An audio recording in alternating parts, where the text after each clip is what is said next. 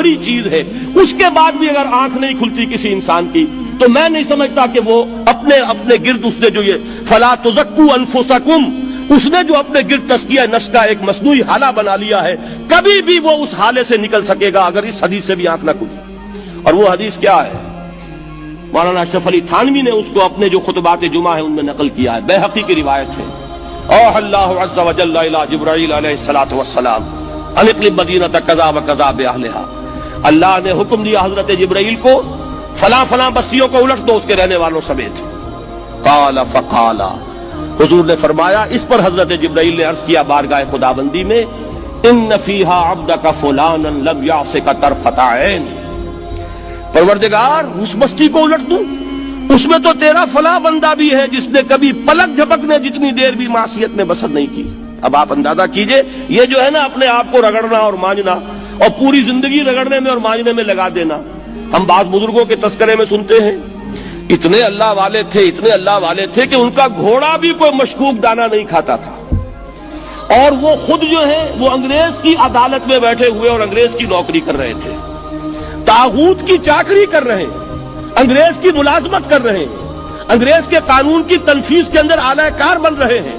لیکن ذاتی تقوی اور ذاتی نیکی اور ذاتی للہیت جو ہے اس کا معیار یہ ہے کہ ان کا گھوڑا بھی مشکوک چارہ اور مشکوک کھانا نہیں کھا سکتا۔ یہ ہے وہ عدم توازن، اس کو نوٹ کیجئے گا، جس کو کہ اس حدیث میں محمد رسول اللہ صلی اللہ علیہ وسلم نے واضح کر دیا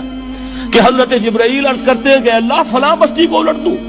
اس میں تو تیرا فلاں بندہ بھی ہے جس نے پلک جھپکنے جتنی دیر بھی معصیت میں بسر نہیں کی۔ ذاتی نیکی کا اب اس سے اونچا کوئی مقام کوئی شخص مجھے اگر بتا سکے تو میں اس کا مرید ہو جاؤں گا۔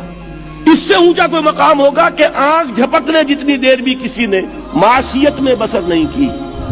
ذاتی نیکی کی معراج۔ لیکن حکم کیا ہوا بارگاہ خداوندی سے؟ قال فقال، حضور نے فرمایا، اللہ تعالیٰ نے حکم دیا جبرائیل کو، اقلب علیہ وعلیہ، الٹو اس بستی کو، پہلے اس بدبخت پر پھر دوسروں پر۔ کیوں؟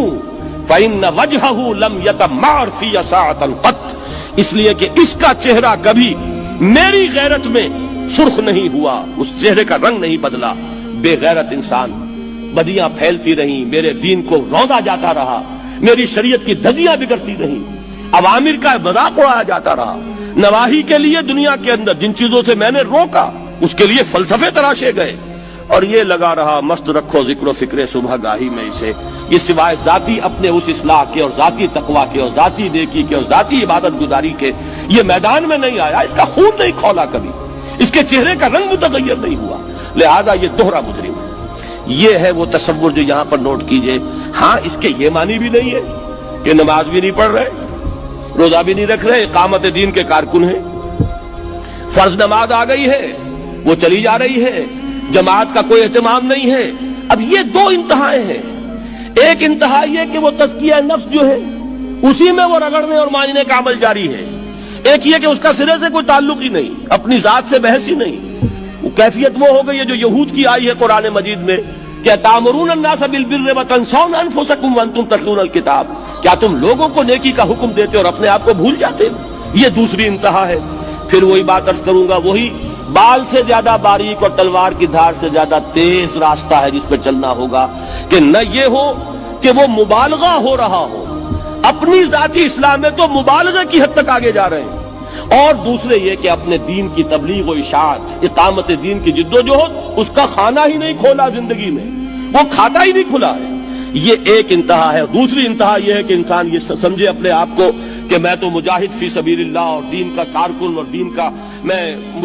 اللہ کے دین کو قائم کرنے کی جد و جہد کرنے والا ہوں، جبکہ حال یہ